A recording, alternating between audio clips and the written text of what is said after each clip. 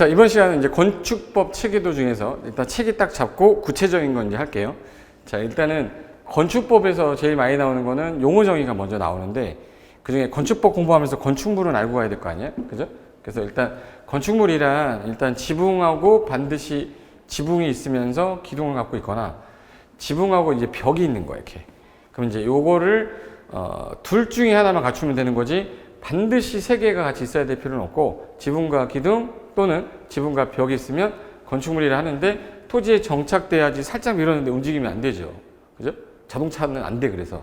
그럼 얘는 건축물인데, 이 건축물을 가지고 하는 행위가 세 가지가 있는데, 첫 번째가 빈 땅에다가 건물 짓거나 갖고 있는 거를 뭐 증축하거나 개축하는 건축행위가 하나 있고, 두 번째가 뜯어 고치는 행위가 있어요. 주요 구조물을 뜯어 고치는 거를 대수선이라고 하고, 세 번째 용도를 바꾸는 걸 용도 변경이라고 합니다. 자, 일단 이 행위를 하는 데 있어서 어떠한 절차가 있고 체계가 있겠죠. 막무가내로 하진 않을 거니까. 그래서 그런 절차에 관련된 체계가 이렇게 된다. 제일 먼저 건축물을 건축하려는 사람이 갑이다. 이 사람을 건축주라고 하고, 자, 건축 체계도입니다. 네. 대수원하고 용도 변경은 그 안에 세부적으로 들어가는 거기 때문에, 그러면 건축주가 제일 먼저 해야 될 일은 뭐를 매입해야 되냐면 토지 매입해야 돼요. 대지 매입해야 돼요. 대지의 소유권을 확보해야 됩니다. 소유권을 확보를 하게 되면 요게 도로에 붙어 있어야 돼요. 그래서 건축법 44조 1항에 대지와 도로와의 관계. 그래서 너비 4m 이상 도로에 2m 이상 접해야 허가해 줍니다. 단 예외가 완화되는 경우, 강화되는 경우가 있는데, 일단은 얘가 꿈속에 상상을 해야 돼요. 나는 뭘 줘야지. 머릿속에 나는 다가구 주택을, 다세대 주택을 지어서 분양을 한다거나 또는 임대를 해서 월세를 받고 싶다. 내 목적은 요 건물을 접어보는 거예요. 그럼 내가 설계를 못하니까 누구 찾아가야 돼, 이거? 그죠? 설계자 찾아가야지. 설계자 찾아가서 설계자랑 뭐 해야 돼요? 계약해야 돼요. 그 다음에 설계했으니까 이 설계 도면대로 이게 가는지 안 가는지 뭐예요? 내가 설계를 해봤자 내가 공사를 못하니까 시공할 사람을 하나 뽑아야 돼요. 시공자랑 계약합니다. 근데 솔직히 이제 내가 아무것도 모르니까 시공자가 공사를 함부로 할 수도 있을 수 있잖아요. 그러면 그런 사람 많지 않겠지만, 그러면 제대로 하는지 감리할 사람도 있어야겠다. 그래서 감리자랑 이렇게 해서 계약이라는 거 합니다. 계약을 했으니까 이 설계자로부터 설계 도면을 받았겠죠? 이 도면을 가지고서, 자, 이 설계 도면을 갖고 저는 건물 질 겁니다 해서, 빈 땅에 건물 지면 뭐예요? 건축은 신축이 되는 거고, 기존에 있던 거에서 건물을 늘려요. 건축 면적, 연면적, 높이, 층수 늘리면 증축. 기존에 있던 걸 뜯어서 다시 전부 철거하고 새로 개축할 수도 있고, 멸실이 돼서 전부를 다시 또 질 수도 있고, 이전할 수도 있어. 그걸 하려면 당연히 뭐부터 받아야 되는 거야? 허가 받아야지. 허가 받고, 이게 경미한 경우에는 뭘 해도 돼? 신고. 그리고 마지막에 공용 건축물의 경우에는 협의하면 됩니다. 협의. 그럼 이제 허가 대상 건축물이 원칙인데, 원래 허가 받아야 되는데, 다음에 8개, 9개라고 볼게요. 9개 해당이 되면 얘는 신고하면 허가 받은 것으로 간주한다고요. 이 공용 건축물의 경우에는, 공용 건축물은 국가가 짓는데, 공공에서 짓는데 시군구한테 무슨 허가를 받냐? 그러면 허가 받을 필요가 없다 해서, 이 공용 건축물의 경우는 협의가 되면 허가를 받았거나 신고한 것으로 보겠다, 이렇게 된 거예요. 요 허가를 허가권자한테 받았으니까 이 사람은 이제 착공 들어가야지. 착공 신고하고, 착공 전까지만 신고하면 돼. 신고하고 그 다음에 이제 시공 들어가야죠. 시공할 때 허가 대상 건축물은요, 감리자가 있는데 신고 대상은 감리자가 없어. 감리자가 항상 있는 게 아니라는 거죠. 감리자가 있으면 감리자가 감리하겠죠. 없는 경우도 있습니까? 예, 신고 대상은 없어요. 공사가 시공이 다 되고 끝나면 저 이제 쓸게요 라고 물어보는 걸 사용 승인이라고 합니다. 사용 승인을 이런 걸 받아야 되지, 요때 검사하고 7일 안에 검사하고 합격하면 교부해 줍니다. 이 교부받은 사용 승인 필증을 갖고 건축물 대장에 기재하는 거예요. 그럼 대장에다가 이제 뭐 다세대다 그러면 다세대, 다가구는 다가구 주택 이렇게 기재되겠죠. 그리고 나서 다가구인데 누구 거야? 소유권자 넣어야 되죠. 그래서 등기할 때 처음 하는 등기 우리 뭐라고 그러죠? 보존 등기라고 그래요. 이걸 소유권 보존 등기. 소유권 보존 등기 하면 되고, 그 다음에 사용 승인 받았으니까 이제 유지하고 관리하다가 중간에 나는 조금 이거를 바꾸고 싶어. 그럼 용도 변경이라는 게 나오고, 용도 변경이라는 거는 건축물 대장에 기재되어 있는 사항 중에 좀 약간 센 거로 용도를 바꾸면 허가를 받아라. 좀 약한 거로 가는 경우에는 신고해라. 똑같은 군 안에 있는 것들은 기재 사항만 변경 신청해라. 단 근생끼리는 안 해도 됩니다. 기재 변경도. 그리고 유지 관리하다가 나중에 철거 등 하겠죠. 근데 여기서 난 리모델링을 할래. 리모델링은 증대개라고 해서 증축하거나 개축하거나 대수선하는 거. 요거는 이제 리모델링이라고 그래요. 노후화되는 걸 억제하고 기능 향상하려고 하는 거. 이 순서로 가는데 이 협의 대상 건축물은요. 허가 신고도 안 받고 나중에 사용 승인도 안 받고 유지 관리로 바로 가기 때문에 특이한 겁니다. 협의 같은 경우는 허가도 안 받아요. 허가도 안 받고 신고도 안 하고 사용 승인도 안 받는다가 특이한 겁니다. 받고 유지 관리하면 돼요. 이 상태로 해서 이제 가는데 우리가 이제 허가권자가 누구야? 허가권자 원칙이 누구냐? 우리 공부했던 거 원칙이 여기는 특시 군 구청장인데 예외가 해당 지역 내 특별시 광역시에서 21층 이상이거나 연면적 합계가 얼마? 10만. 그래서 특별시하고 광역시에서 21층 이상이거나 연면적 합계가 10만 제곱미터 이상이면 특광이 직접 하는데 이 허가권자에 없는 사람 그러면 도지사가 없다고 그래서 도지사는 사전 승인권자다라고 했었어요. 그래서 이게 공부가 안 된 사람은 이걸 봐도 이해가 안 되는 거예요. 제가 체계도 강의 들으려면 한 바퀴 기본 이론 최소한 돌아야지 잘 들린다고 했잖아요.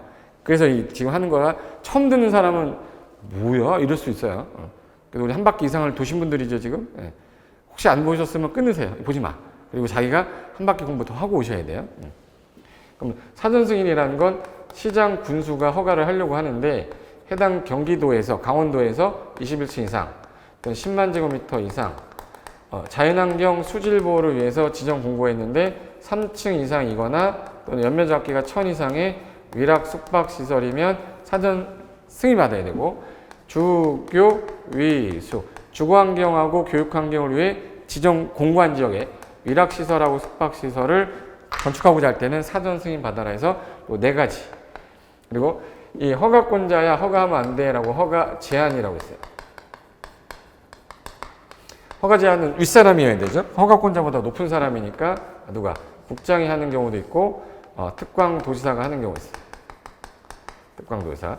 국장은 밑에 있는 허가권자 전체를 제한하되 국토관리상 또는 주무부 장관의 요청에 따라 특광도지사는 해당 지역계획이나 도시군 계획상 여기 계획 짜고 있는데 개발하면 안 될 것 같아서 밑에 있는 시군구를 제한할 수 있다. 단 제한기간이 제일 많이 나왔어요. 원칙이 2년인데 부득이한 경우 1회 안에 1년 연장할 수는 있다 해서 제한기간 여기 많이 나왔었습니다. 그리고 특광도지사는 시군구 허가를 제한하면 지체 없이 보고드리고 그 보고한 내용이 너무 지나치다 그러면 해제 명할 수 있다 이렇게 됐어요. 요게 이제 허가권자, 허가 제한권자, 사전 승인권자에서 요게 나눠지는 거라서 권한자 나오면 요거밖에 없어요. 건축법은 이게 권한자 전부예요. 그 다음에 신고 사유 8개는 9개는 암기해야 돼요. 암기해야 되고 그리고 착공 신고 전에 공법에서 취소 사유 나오면 다 취소할 수 있다는데 건축법의 3개, 농지법의 하나가 반드시 취소 사유예요. 그 중에 오늘 3개가 건축법에 나오는데 허가받고 2년 안에 착공해야 되는데 안 하게 됐다. 반드시 허가를 취소하여야 한다. 공장의 경우는 3년으로 돼 있고 부득이하면 1년 연장할 수 있습니다. 이건 반드시 취소 사유고 착공해서 시공하고 있었는데 완료가 불가능할 것 같아요. 반드시 허가 취소하는 거야. 그리고 착공 신고 전에 공매나 경매로 소유권이 넘어갔어요. 공공매로. 근데 6개월이 지나면 반드시 취소해야 한다 해서 이거 신설된 거고, 세 가지는 꼭 기억해 두시고, 허가는 2년 내 착공인데 신고는 1년 안에 착공해야 되는데 안 하면 신고의 효력은 상실한다 이렇게 됐어요. 그리고 부득이하면 1년 연장할 수 있고. 그리고 하나 더. 허가를 받고 나서 변경이 생겼다. 신고를 하고 나서 변경이 생겼다. 그러면 다시 신고해야 돼요. 근데 그게 경미한 변경일 때는 일괄에서 사용 승인 받을 때 이런 경우가 있었어요 라고 일괄 신고하면 된다. 그게 1m 이내의 변경, 10% 이내의 변경, 바다면적 50제곱미터 이하의 변경, 대수선 요 네 가지만 일괄해서 한꺼번에 신고해라 이렇게 됐고, 그리고 내가 착공 신고할 때 연면적이 1000제곱미터 이상의 건축물을 짓겠다 그러면 안전관리 예치금이라는 거 예치해야 돼요.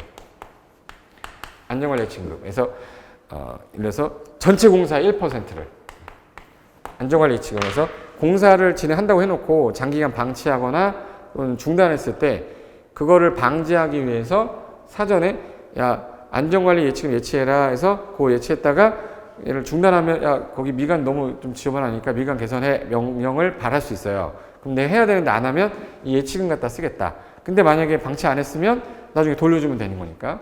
그럼 당연히 현금으로 예치하고 돌려줄 때 이자 붙여서 보내주는데 보증서로 예치했을 때는 이자가 없겠죠.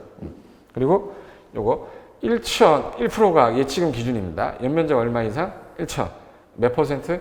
총공사비 1%를 현금으로 예치하는 거를 안전관리 예치금이라고 하고, 그럼 설계를 하기 전에 이 사람이 이 땅에 허가 신청을 했더니 허가가 안 난대요.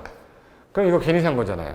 그럼 만약에 이 건축주가 이 땅에 건축물이 되는지 궁금하면 사전 결정 신청이라는 제도 있어요. 사전에 결정을 신청하는 제도다 해서 사전 결정을 누구한테? 허가권자한테 신청을 하면 사전 결정권자가 됩니까 안 됩니까 물어보고 판단해요. 될 것 같다. 다른 행정기관장과 협의하니까 된 것 같아. 얘한테 통지서 보내면 이 사람은 이제 2년 안에 허가 신청해야 돼. 허가 신청하고 사전 결정을 받으면 산농개하에서 산지 전용 허가, 농지 전용 허가, 개발행 허가, 하천 전용 허가는 의지하는데 2년 안에 허가 신청을 안 하면 사전 결정의 효력은 상실한다. 이렇게 됐어요. 그래서 지금까지 한 거는 건축 관련된 절차인데 어디 살 붙여가는 건데, 여기 보시면은 제가 아까 건축이라고 하면 건축물 그러면 지붕과 기둥 또는 벽이 있는 것과 여기 요거에 딸려 있는 대문 담장도 포함을 하되 지하나 고가에 설치하는 사무소, 공연장, 전부 지하고 지않고 요거 단어 기억하셔야 돼요. 사무소, 공연장, 전부 지하고 지않고 얘네까지도 건축물로 봅니다.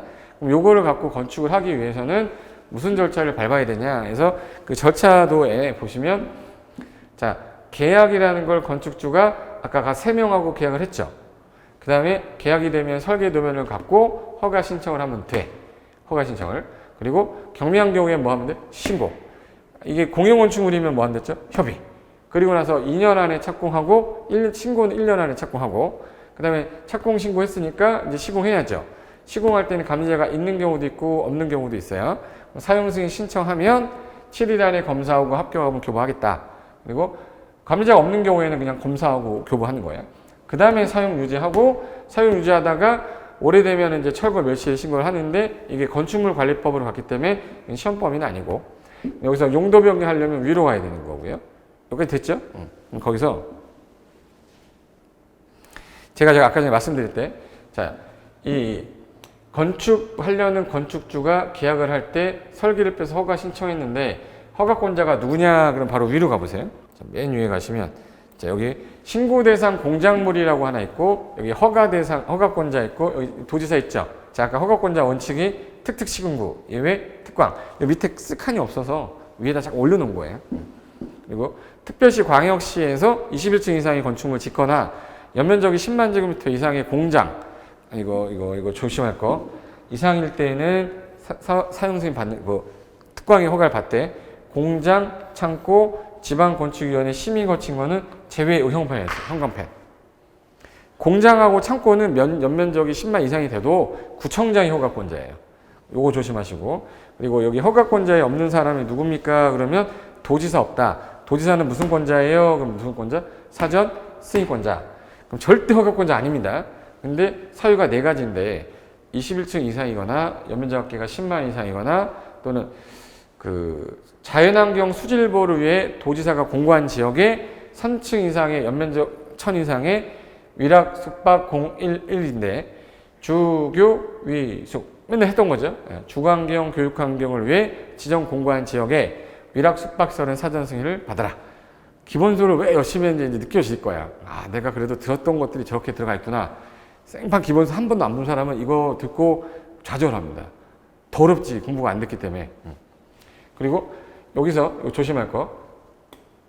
도지사는 허가권자가 아닌데 허가권자의 허가를 제한하는 걸 허가 제한이라고 그래서 그 밑으로 가시면 여기 허가 제한해가지고 화살표가 이렇게 해서 밑으로 갈 거예요. 지금 권한자 했던 거. 이거 못 찾을까봐. 자, 그래서 허가 제한이라고 나오죠? 네, 허가 제한. 국장은 국토관리상, 특광도지사는 그 지역계획이나 도시군 계획상 허가하지 마세요라고 묶어버리면 알려줘야 될 거 아니에요?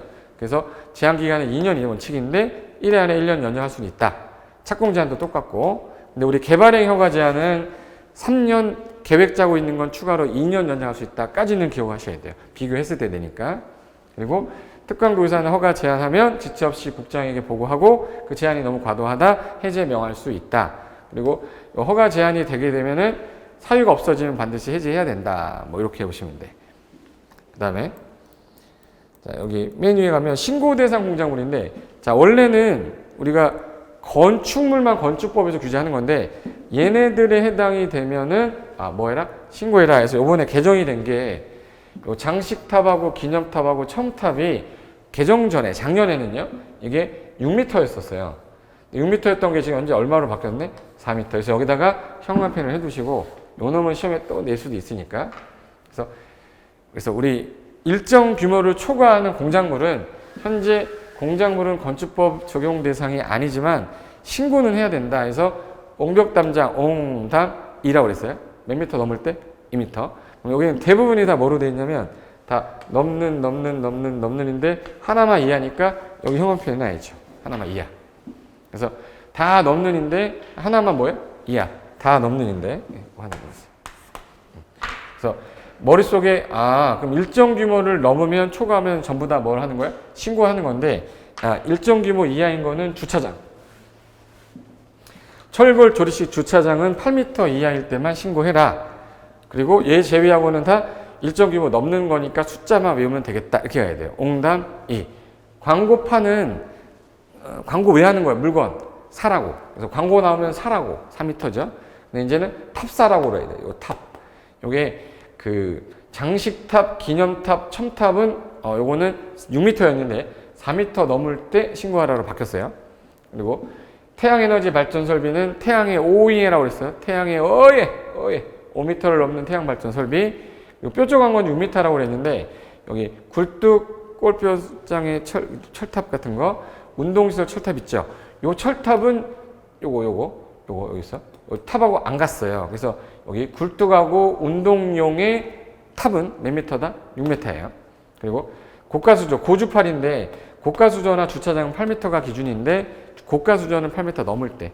그리고 지하 대피원은 30제곱미터를 넘으면 바닥면적 30제곱미터를 넘으면 신고하세요. 그리고 제조 저장 유의시설은 조례가 정하는 거니까 얘는 안 해도 됩니다. 얘는 외우지 않으셔도 돼. 그럼 일단 신고 대상 공작물은 옹담 2. 광고는 탑사라고. 탑하고 4m. 그리고 뾰족한 거 6m. 태양의 오해, 태양에너지 발전 5m. 고주팔인데 주차장만 8m 이하고 고주팔인데 고가수준 8m를 넘을 때. 지하 대표는 얼마 넘을 때? 30 넘을 때. 이게 신고 대상 공작물이다. 밑으로 가볼게요. 밑으로 가시면 참고로 정리라는 건 잘 나온 건 아닌데 분쟁조정위원회가 작년에 나왔기 때문에 올해는 안 나올 것 같고요. 건축위원회도 열심히 공부할 필요 없어요. 그리고 특별건축구역은 지정권자가 특이하게 시도지사가 있다는 거. 전국 대상이면 국장만 지정해야 되는데 시도지사 껴있다는 거. 그리고 건축협정이나 결합건축 둘 중에 하나는 나올 수가 있을 것 같아서 나중에 정리 한번 해놔라 해서 체크는 여기다 하세요. 협정하고 결합에다가 이건 나중에 한번 공부를 따로 요약집 들어갈 때 제가 자세하게 할 테니까. 됐어요. 여기까지. 그 다음에 단수 남기해야 되는 거, 우리 손바닥에 써가야 되는 거 있는데, 손바닥에 써가는 거. 자, 구조안전 확인 대상이 있고, 여기서 설계자가 구조안전 확인한 서류를 건축주한테 줘서 건축주가 착공할 때 서류 내야 되는 게 있어요. 하도 지진 때문에 위험해서 요거 22, 13, 9, 10 지문 선특주. 그래서 제가 손바닥에 쓰라고 했던 거 기억나시죠? 요게 2층 이상, 연면적 200제곱미터 이상, 높이 13m 이상, 처마 높이 9m 이상, 기둥 거리 10m 이상, 지진구역, 문화유산 3m 이상 돌출되는 경우, 특수구조, 주택, 모든 주택은 구조안전 서류 제출해라 해서 이거 단수 남기할 때 한번 했던 거죠. 그래서 나중에 책에도 보면서 상기시키라고 제가 넣어놓은 거예요. 그 다음에 구조기술사 협력 대상은 좀 큰 거죠. 그래서 6특 다준 필지에서 6층 이상 특수구조, 다중이용, 준다중이용, 지진구역인데 최근에 개정돼서 여기에 필지, 3필지 3층 이상의 필로티 구조가 추가됐어요. 그래서 3필지로 기억해 두시면 돼. 6특 다준 3필지예요. 6층 이상 특수구조, 다중, 준다중, 3층 이상의 필로티 구조 건축물, 지진구역 안에 있는 건축물은 구조기술사한테 가서 협력받아 오세요. 그래서 이거는 단수 남기할 때 쓰는 겁니다. 그리고 제가 아까 이 땅에 건물이 되는지 궁금하다라고 물어보는 걸 사전 결정 신청 제도라고 해서 이 앞에다 썼던 거. 그럼 입지나 규모가 사전에 되는지 좀 알려주세요. 그럼 여기 허가 신청하기 전에 건축 가능 여부를 사전에 허가권자한테 물어보는 거야. 그걸 사전 결정 신청 제도라고 그래요. 그러면 요 신청할 때 교통 영향 평가랑 그리고 관련된 심의 같이 신청 안 하면 2번, 3번을 가야 돼요. 그래서 교통 영향 평가 등을 동시 신청 가능하다는데 불가능하다로 나왔었어요. 그 다음에 결정이 됐어요. 협의가 다 됐으면 인허가 의제가 되는 게 산농개하에서 산지전용, 농지전용, 개발행위, 하천점용 허가는 받는데 이거를 감정평가사 시험에서 도로점용 허가를 넣어서 쓰겠었어요.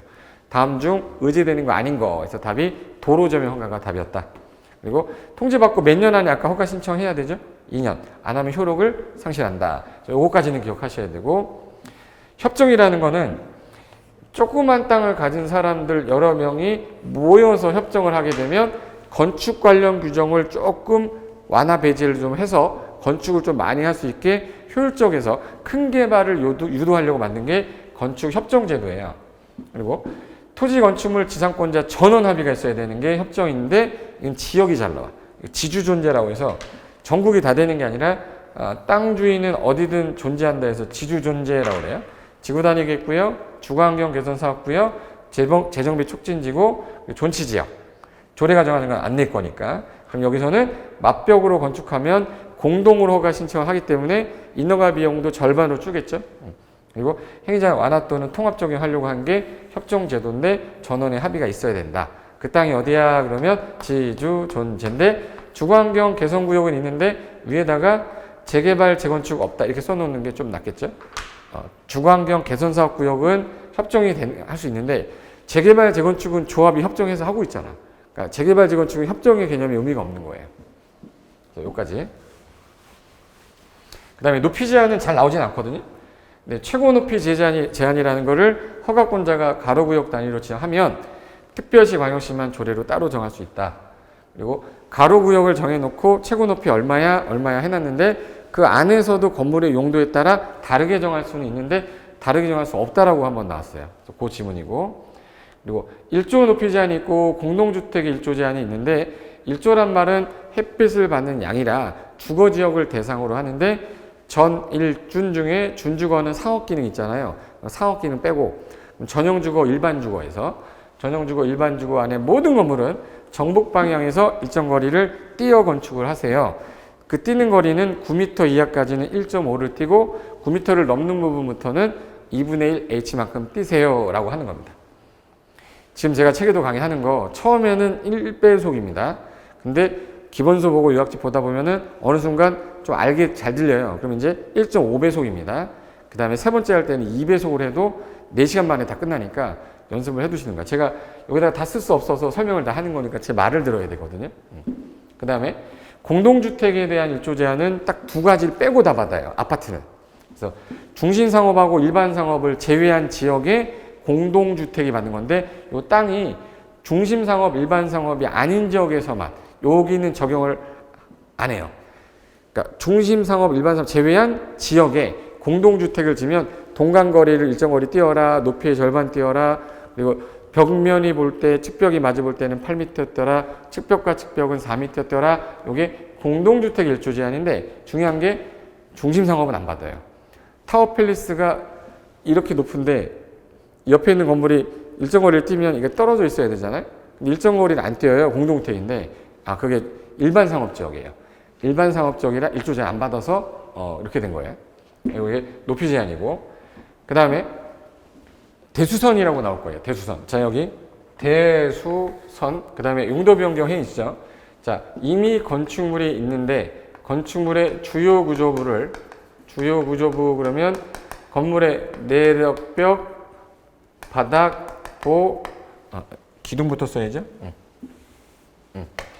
내기, 바보지, 주, 그러죠? 내기하면 바보지, 그렇죠? 그래서 내력벽, 기둥, 바닥, 보, 지붕틀, 주계단을 증설 해체하거나 수선 변경하는 행위로 요거 하려면 허가 받으셔야 되고, 건축도 허가 받으랬죠? 근데 용도 변경은 위로 가면 허가고 밑으로 가면 신고고, 같은 군안에서는 기재 변경 신청이라 항상 건축가 대선은 허가 받아라. 경미한 경우에는 신고하면 된다. 그리고 대선할 때 요거 내기바보지주 할 때 여기 건축 대선은 특특시군구의 허가를 받는 건데 1번부터 6번까지 보시면 1번부터 4번까지 여기는 이제 증설해체, 증설해체, 증설해체, 증설해체, 증설해체, 증설해체. 증설해체란 표현 들어가면 무조건 다 대손이에요. 그런데 증설해체를 지우고 다른 걸 해볼게요. 여기 수선 변경 해볼까? 수선 변경, 수선 변경, 수선 변경, 수선 변경. 다 수선 변경 있네. 근데 수선 변경. 수선 변경 앞에 특이한 게 있어요.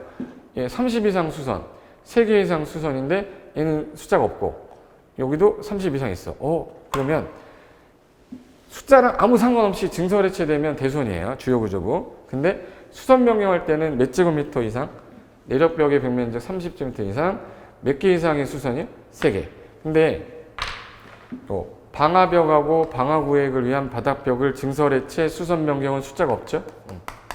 그리고 주계단, 피난계단, 특별 피난계단도 증설해체 수선 변경 숫자가 없죠. 이걸 줄여서 방방계단이라고 해요. 방방계단은 건드리면 대손입니다. 증설하든 수선하든 해체하든 변경하든. 그리고 다가구 주택하고 다세대 주택, 우리 여러 세대 살고 여러 가구 사는데 경계벽을 증설 해체했다. 이건 세대수 늘었다 줄었다 하는 거니까 건드리면 증설하든 해체하든 수선한 숫자 없죠. 그럼 얘도 건드리면 대손이네. 그죠? 그래서 이제부터 주요 구조부를 증설 해체했다란 말이 나오면 개수 상관없이 대손인데 수선 변경할 때는 3개, 30 이상, 그리고 다가구 다세대는 다중택 빼고 가세라고 할게요. 요거랑 방방계단은 건드리면 대손이다 해서 요 세 줄 기억하면 얘 끝나는 거예요. 그래서 정리 한번 해보자.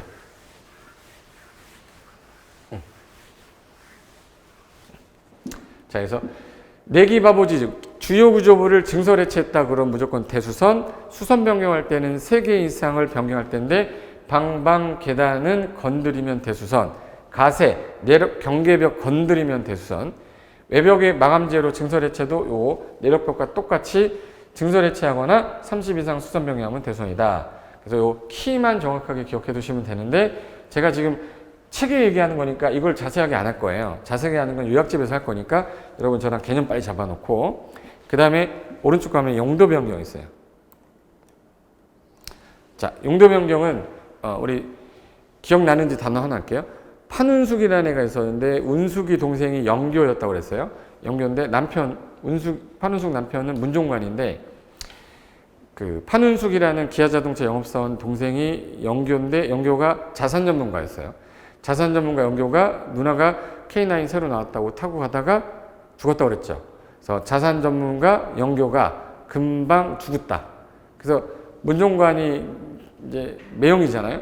매형이 너무 슬퍼서 술을 너무 많이 먹은 거야. 그래서 문종관이 술 너무 많이 먹어서 뭐가 아파서 그랬지? 위가 아파. 누구 찾아간다고 그랬지? 의대 교수, 노 교수. 야! 오랜만이다. 그랬어요. 기억하시는지 모르겠네. 자, 일단 영교 직업이 뭐였어요? 자산 전문가. 영교가 금방 죽었다. 자산 전문 영교 근주그. 이 순서는 기억하셔야 되고, 가장 강한 군에서 낮은 군 순서로 돼 있다. 위로 가게 되면 허가, 밑으로 가면 신고, 같은 군 안에서는 기재 변경 신청인데 근린생활시설끼리는 기재 변경 신청하지 않는다. 시험에 제일 잘 나오는 건 4, 5, 6인데 영업사원 여자의 이름이 뭐였어요? 문종관. 문종관인 뭐 여자 판운숙이지. 판운숙인데 남편 이름이 뭐였죠? 문종관. 뭐가 아파서? 위가 아파서. 누구 찾아가요? 의대 교수, 노 교수. 야, 오랜만이다 해서 요거 위로 가면 허가, 밑으로 가면 신고인데 얘네를 갖고 많이 했었어요. 그리고 근린생활시설은 1종, 2종밖에 없기 때문에 쉬운데 주거 업무, 주거면 단독주택, 공동주택, 업무, 교정군사.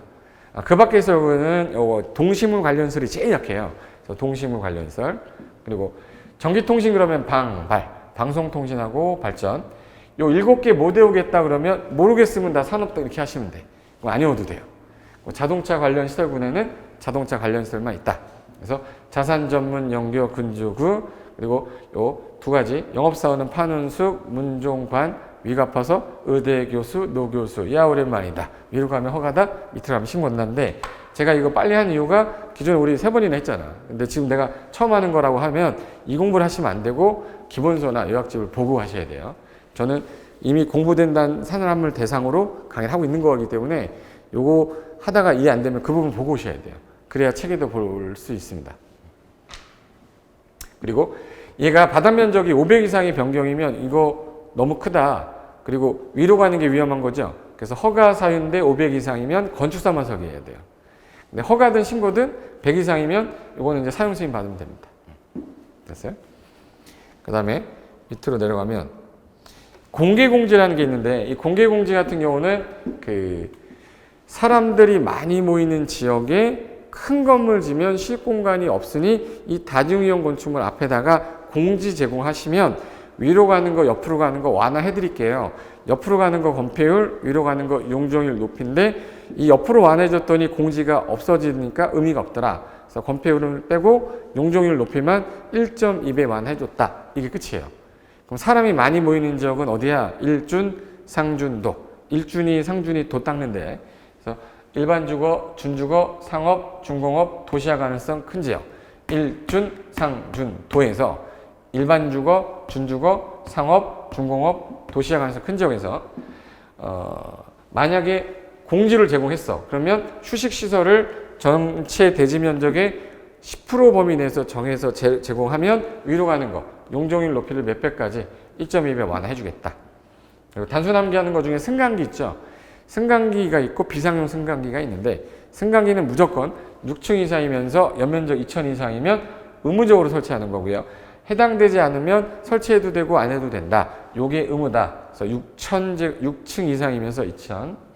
비상용 승강기는 소방차 사다리가 31m까지밖에 못 가니까 31m를 넘는 건물일 때 비상용 달아라. 그래서 31m를 초과하는 건물일 때 이 정도는 알고 있어야지.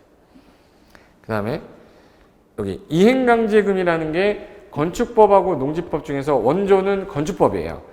위반 건축물에 대해서 조치명령 하는데 허가권자가 야 조치했는데 이행 안 하잖아. 시가표준액의 50% 때리는 게 있고 그게 건폐율, 용적률 초과, 무허가 무신고는 50% 때려요. 근데 그거 아니면 나머지는 10%를 때리겠다. 단 건축법은 2회 이내에서 1회가 예를 들어서 조례에서 어떤 지역은 1년에 2회, 어떤 지역은 1회가 나와요. 그러니까 여기서는 2회씩이라고 하면 안 되고 2회 이내에서 조례가 정하겠다.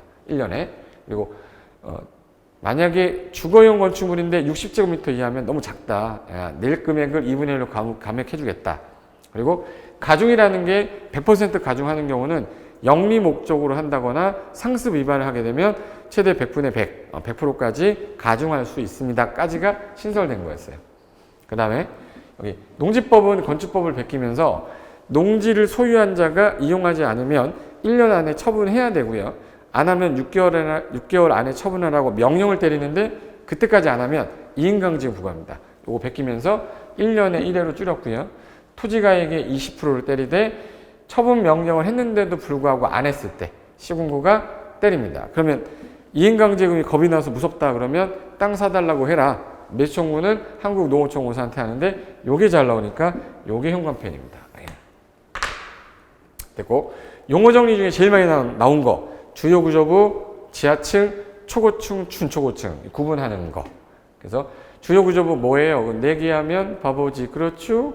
그래서 내기 바보지주는 기억하고 계시되 차익기둥, 최하층 바닥, 작은 번은 제외한다가 주로 답으로 나올 거다 이렇게 하시면 되고, 거실 그러면 거주뿐만 아니라 직무, 작업, 집회, 오락 등의 목적으로 사용하는데 장기간 거주하기 때문에 규제를 좀 강화하겠다. 거실. 지하층 그러면 전체 층의 절반 이상이 땅에 묻혀야 돼요. 그래서 바닥에서 지표면까지의 평균 높이가 층 높이의 2분의 1 이상. 여기서 중요한 단어 뭐예요? 그러면 동그라미 어디다 하냐면 무슨 높이? 평균 높이가 얼마 이상? 2분의 1. 그러면 지하층이 되면 층수의 사립을 안 하지만 연면적에는 들어가요. 단 용적률 규제할 때는 뭐 한다? 제외한다. 그리고 우리 고층 건축물 그러면 고3 그랬죠? 고3. 우리 건축법은 층의 구분이 안 되면 4m를 1층으로 보는데 주택법은 3m 1층으로 봐요. 그럼 여기서는 4m니까 30층이면 3, 4, 12, 120m. 그래서 30층 이상이거나 110m 이상. 그리고 초고층 그러면 높다. 50층. 50층 이상이거나 4m니까 5, 4, 20, 200m 이상. 둘 중에 하나 해당되면 초고층 건축물로 보는데 얘는 30개 층마다 한 개소 이상의 피난 안전구역 만들어야 됩니다. 이거 다 시험에 나왔던 거예요. 준초고층은 고층 건물이고 초고층인데 그 사이에 있는 거를 준초고층이라고 해서 고층 건물인데 초고층이 아닌 거. 그걸 뭐라고 그런다? 준초고층이라고 그래요. 그리고 다중이용 건축물은요. 그냥 16층 이상이면 무조건 다중이용이야. 근데 16층 이상이 아니면 바닥 면적이 5천 이상인데 바글바글한 거 문종 파는 숙종이라고 그래요. 문종 파는 숙종 종합 의료시설까지. 그래서 여기 요거 해당되면 5천 이상일 때만 그때는 다중이용 건축물이라 하는데 우리 시험에서는 요게 나왔고 요건 아직 안 나왔어요. 여기까지가 건축법상 주요 용어정의입니다. 그 다음에 밑에 마지막. 자, 여기 연면적이란 말 써 있는데 연면적은 하나의 건축물의 바닥 면적을 다 더한 거죠. 단 용적률 계산할 때 제외되는 거 네 가지는 반드시 외워두셔야 돼. 단독 문제로도 나오는데 지하층은 당연히 용적률 계산할 때 빼고 지상의 주차장 빼고 아까 초고층이나 준초고층의 피난 안전구역 있죠. 많이 하시라고 포함하지 않고 경사지붕 아래 대피 공간도 많이 하라고 포함하지 않겠다 해서 대피주지라고 그래요. 뭐라고 불러? 대피주지. 경사지붕 아래 대피공간, 피난안전구역, 주차장, 지하층은 용적률 계산 시 포함하지 않는다. 이거는 꼭 기억해 두셔야 돼요. 그 다음에 헬리포트는 뭐야? 이게 그 11층 이상의 건물인데 그 면적의 합계가 1만 제곱미터 이상이면 헬리포트라는 거를 설치하셔야 됩니다. 그래서 몇 층 이상이라고 그랬죠? 11층 이상층의 바닥 면적 합계가 얼마? 1만 이상이면 의무적으로 설치해야 된다. 그리고 특별건축구역은요, 이제 특별히 건축을 하세요. 예정하는 개발 예정지가 대상인데 그럼 지정이 되면 규제를 대폭 완화해 주려고 하는 거야. 또는 배제하거나 통합 적용하려는 건데 통합 적용할 때는 미술 장식, 부설 주차장, 공원 같은 경우는 조금 통합 적용해 주겠다 한꺼번에. 시험에 나온 건 주로 이거예요. 보전 대상지는 지정이 안 되기 때문에 계좌접보라고 써놓으세요. 계좌접보. 개발 제한 구역, 자연 공원, 접도 구역, 보전 산지는 지정할 수 없다. 해서 다음 중 지정 대상이 아닌 거 골라라 그러면 특별건축구역은 요거 못해요. 답입니다. 그리고 도시공관리기에 포함하여 지정이 되면 국장시도가 심의 거쳐 지정하겠다. 이건 큰 의미 없고요. 그러면 여기까지는 좀 알고 계시고 바로 옆에 공법에서 숫자 중에 제일 많이 나오는 거 뭐예요? 그러면 요 놈이 제일 많이 나왔어요. 그래서 최소 대지 분할 면적이라고 그래서 건물이 있는데 그 땅을 분할할 때 이거보다 작게 분할하지 마세요. 해서 주미 60, 쌍공 150, 녹이 100. 주미 주거 미지정지역 60, 쌍공 150, 녹이 100 해서 요거는 숫자 연결하거나 뭐 순서를 큰 순서에서 작은 순서로 나열해라 되게 많이 나왔었어요. 그래서 주미 60, 상공 150, 녹 200 해서 요거 하나 기억해 두시면 되고, 그 다음에 여기 신고 사유 하나 남았는데 이 신고 사유는 지금 안 외우셔도 돼요. 신고 사유 중에서 시험에 제일 잘 나오는 것만 제가 체크할게요. 2번하고 3번하고 그 다음에 7번이 제일 잘 나와요. 2, 3, 7만 체크하시면 되고, 요거 신고 사유 외우는 거는 제가 요약집 들어갈 때 심화할 때 외우고 문제풀이 할 때 또 외울 건데 지금 이거 해봤자 외울 수가 없을 거예요. 예. 외워도 내일 모레 까먹어. 근데 외우는 방법만 제가 가르쳐 드릴 테니까 요거 한 요약할 때쯤에 한번 저랑 수업하면서 수업 시간에 10분 안에 외울 수 있어요. 그렇게 해서 외워드리게 할 테니까 요 정도까지만 하면 부동산 공법의 건축법의 전체적인 개념을 일단 잡혔어요. 그러면 나중에 주택법을 하고 난 다음에 건축법하고 주택법의 차이점에 대한 비교만 하면 어느 정도 대략적으로 잡힐 거니까 그거까지만 이어서 하겠습니다. 자, 이번 시간은 건축법 관련된 내용 끝난 거고요. 다음 시간에는 우리 건축법하고 주택법 비교한 다음에 그 다음에 이제 주택법하고 농지법 하면 이제 전체적인 개념 잡는 건 다 끝납니다. 아셨죠? 자, 오늘 여기까지 하고요. 다음 시간에 뵙겠습니다. 자, 수고하셨습니다.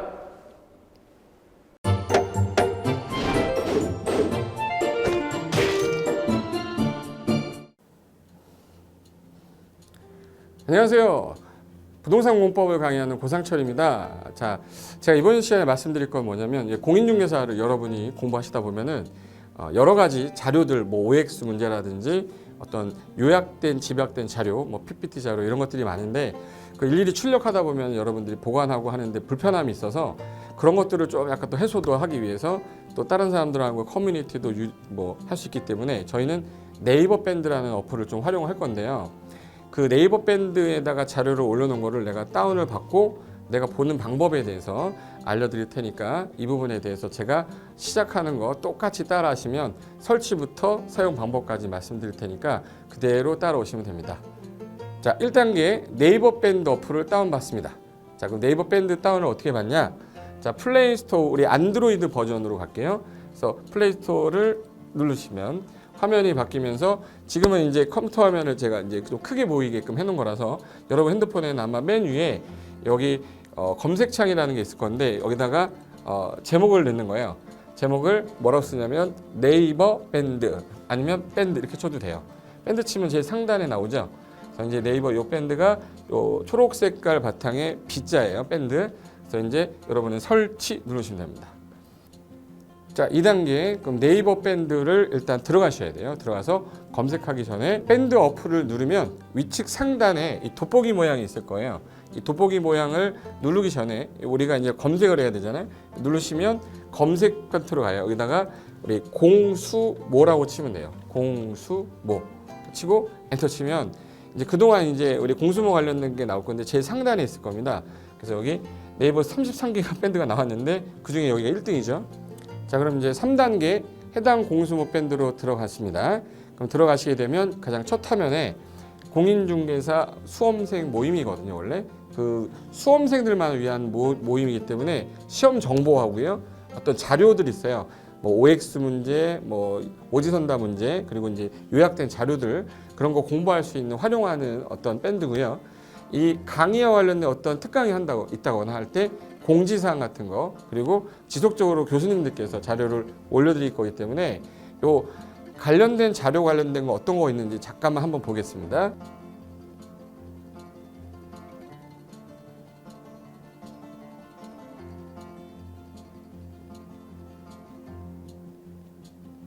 자, 그러면 4단계로 갈게요. 또 다른 꿀팁 하나 말씀드리겠습니다. 모바일 1일 학습이라는 건데 핸드폰으로도 내가 하루에 짬을 내는 시간, 예를 들어서 전철을 타거나 버스를 탄다거나 화장실을 간다거나 할 때 1일 그 공부 학습 방법을 알려드릴 건데요. 메인 화면에서 위로 좀 올라가면은 모바일 1일 학습이라고 나올 거예요. 여기 있습니다. 모바일 1일 학습이라고 해서 시험 과목에 따른 문제가 나올 거예요. 그러면 여기를 올리시면은 여러분이 이제 그 시간 안에 이 문제에 대한 것을 읽어본 다음에 여기서 정답과 해설은 바로 보여지면 이거는 암기가 돼버리기 때문에 정답 해설은 맨 밑에 안 보이게 숨겨놨어요. 그래서 현재 밑으로 쭉 내리면 인지에 가서 쭉 내리면 요때 답이 나와요. 댓글이라는 게 있어요. 내가 쓴 거는 내가 확인할 수 있잖아요. 그래서 요 댓글 표시 보시면은 이런 거는 표정 좋아요 한번 눌러주는 거예요. 예. 그럼 여기서 내가 좋아요 그러면서 뭐 선생님 사랑해요 해도 되고 좋아요 이런 거 눌러주신 다음에 그 다음에 밑으로 가면 이제 댓글을 쓸 수 있어요. 그래서 정말 궁금한 부분에 대해서 댓글 남겨주시면 확인이 되는 경우에 바로 답글을 올릴 수 있게끔 실시간으로 할 수 있을 것 같습니다. 자, 지금까지 과정과 같이 공수모 밴드예요.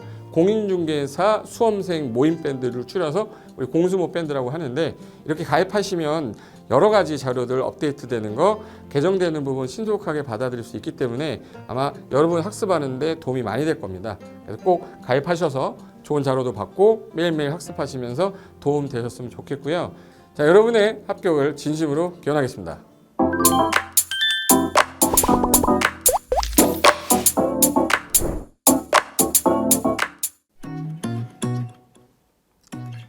자, 안녕하십니까. 자, 이번에는 부동산 실무 일반인들이 어떤 도움을 받기 위한 관련된 밴드에 대해서 소개를 시켜드릴 건데요. 일단은 검색창에다가 365 부스라고 치시면 돼요. 365 부스인데 365일 부동산 스터디라는 밴드예요.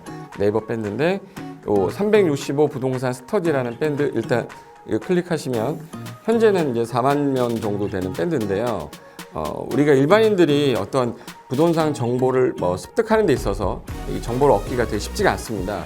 내가 어딘가를 찾아본다고 해서 잘 찾을 수 있는 것도 아니고 어떤 전문가들이 하는 말들이 이 친밀성이 있는 건지 아닌지에 대해서도 우리가 잘 믿을 수가 없는 거기 때문에 그런 정보를 그래도 좀 손쉽게 찾아볼 수 있게끔 저희 이제 이 밴드에 구성된 전문가들이 정보를 좀 제공해 주는 거기 때문에 아마 유용하게 활용할 수 있을 거고요. 내가 부동산 중에 토지를 좀 알고 싶다 또는 상가를 좀 알고 싶다 또는 나는 내 집 마련을 위해서 청약이 좀 궁금하다. 근데 그게 솔직히 어디 가서 물어보거나 어떤 정보를 찾기 쉽지 않아서 그것 때문에 만들어진 밴드라고 보시면 돼요. 그래서 365일 내내 부동산을 공부한다는 취지로 밴드에 들어오셔서 질의응답도 하시고 궁금한 사항에 대해서 예를 들어 문의를 하시면 저희가 관련된 정보를 또 제공해주는 그런 밴드라고 보시면 되겠습니다. 어떤 밴드냐면 한번 보시면은 지금 현재는 공지사항이 제일 먼저 나올 건데요. 이 공지사항은 기존에 있던 오프라인이 어떤 강좌가 있으면 그 강좌에 관련된 거 세미나라든지 그래서 평소에 이제 우리가 이제 접하지 못했던 강의들 있죠. 이렇게 진행이 된다라는 거 공지를 좀 하는 그런 내용들이고요. 하나 좀 더 올리면 자 이제 우리 교수님이에요. 교수님 중에 상가 교수님이 최근에 예를 들어서 법이 바뀌었어요. 법이 바뀌게 되면 최근에 바뀐 법이 이러한 바뀐 법이 있으니 중개업을 한다거나 투자를 할 때 좀 유의해서 알아보시면 좋겠습니다라는 거를 올려놓을 거예요. 기존에 올려놓은 자료가 있으면 또 찾아보시면 되는 거니까 이렇게 해서 계속 밴드에서 소식을 받으시면 실전에 굉장히 도움을 많이 받을 거라고 예상합니다. 부동산 관련된 내용 중에서 하나 더 보시면 이제 랜드프로에서 직접 우리 프로그램 만들고 있어요. 그래서 부동산 까발리기, 부동산 부티크 이런 팁이 관련돼서 부동산 팁 있죠.